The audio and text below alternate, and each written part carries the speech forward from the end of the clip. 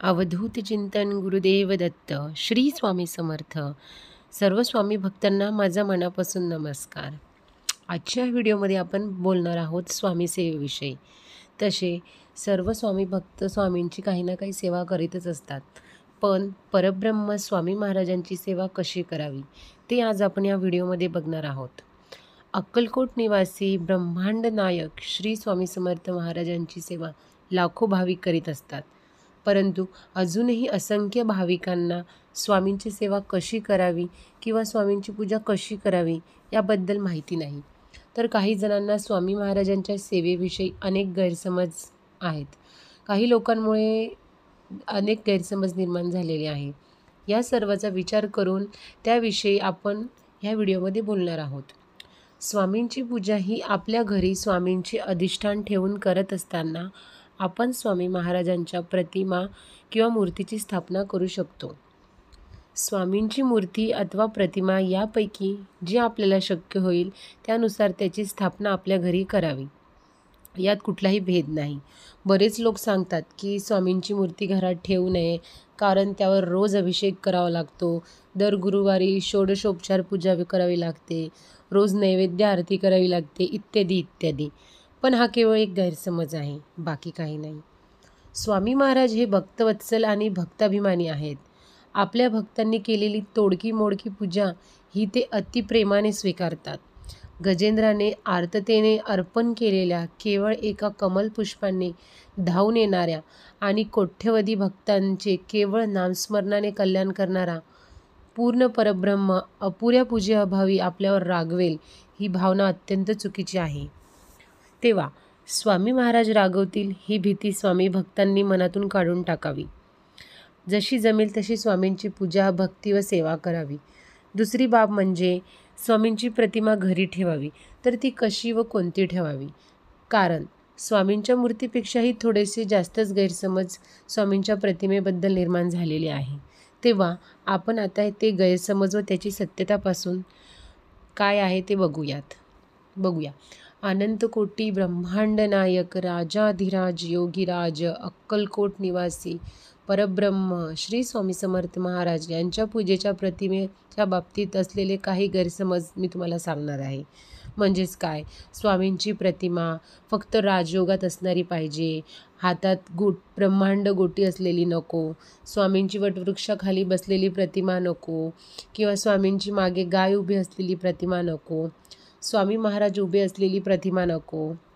कारण काय, तर वरील प्रतिमा या संन्यासी लोकांच्या पूजेसाठी असतात. सांसारिक अथवा प्रापंचिक लोकांनी यांचे पूजन करू नये. हे सर्व गैरसमज योग्य आणि सत्य आहेत का? तर मुळीच नाही. वरील सर्व गैरसमज हे खोटे व निरर्थक आहेत.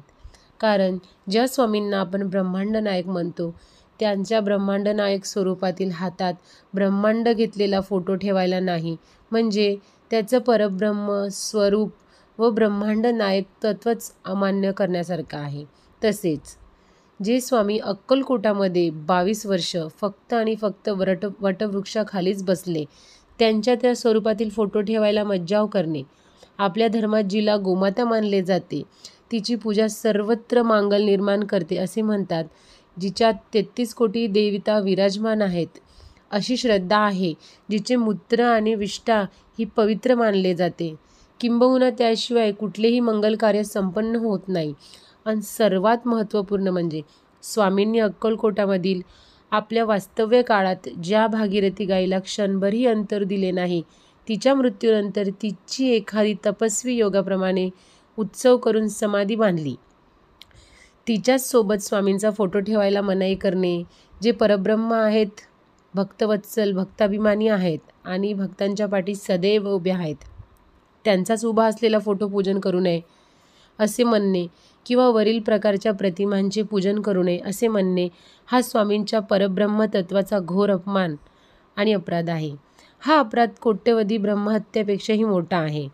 स्वामींच्या लीला काळातही बाळप्पा महाराजापासून ते श्री आनंदनाथ महाराजांपर्यंत सर्व स्वामी भक्त वटवृक्षाखाली हातात ब्रह्मांड घेतलेलाच फोटो पूजत असत.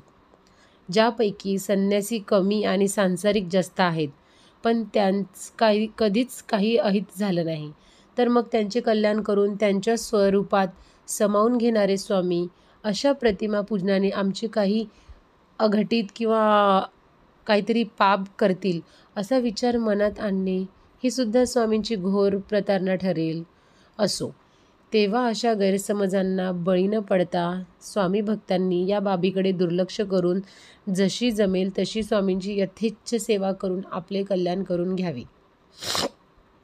स्वामी भक्तांनो, आपल्या देवघरात आपल्या इच्छेनुसार स्वामींची मूर्ती अथवा कोणतीही प्रतिमा ठेवा. स्वामींची मूर्ती असेल तर रोज मूर्तीला स्नान घालून, प्रतिमा असेल तर पाणी शिंपडून स्वच्छ वस्त्राने पुसून घेऊन अष्टगंध लावा. उपलब्ध असतील ती फुले स्वामींना अर्पण करा. स्वामी महाराजांना सर्वच फुले आवडतात. त्यांना अप्रिय असे एकही फूल नाही. तेव्हा उपलब्ध असणारे कोणतेही पुष्प किंवा तुळशी मंजुळा, तुळशी पत्रे स्वामींना वाहावीत. नंतर अक्षता वाहाव्यात. त्यानंतर दीप अगरबत्ती ओवाळून आपण जी भाजी भाकरी खातो त्याचाच सकाळ संध्याकाळ नैवेद्य स्वामींना दाखवावा. एखाद्या वेळी शक्य नसेल तर दूध, साखर, पेढे किंवा फरसाण ठेवले तरी चालेल. केलेली प्रत्येक गोष्ट अगोदर स्वामींना अर्पित करा.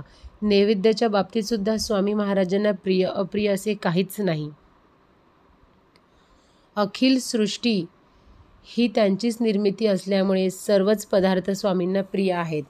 तेव्हा मांसाहार सोडून इतर सर्व पदार्थांचा नैवेद्य स्वामी महाराजांना चालतो. ही बाब सदैव ध्यानात ठेवा.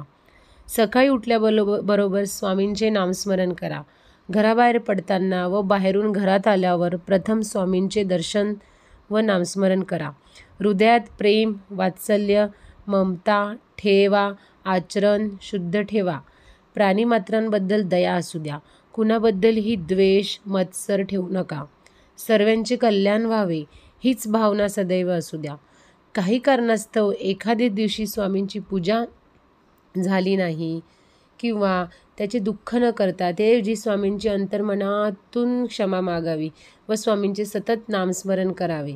कारण कर्मकांडाचा देखावा करण्यापेक्षा हृदयातून स्वामींचे ध्यान करणे हे फारच महत्त्वाचे आहे. आता स्वामी महाराज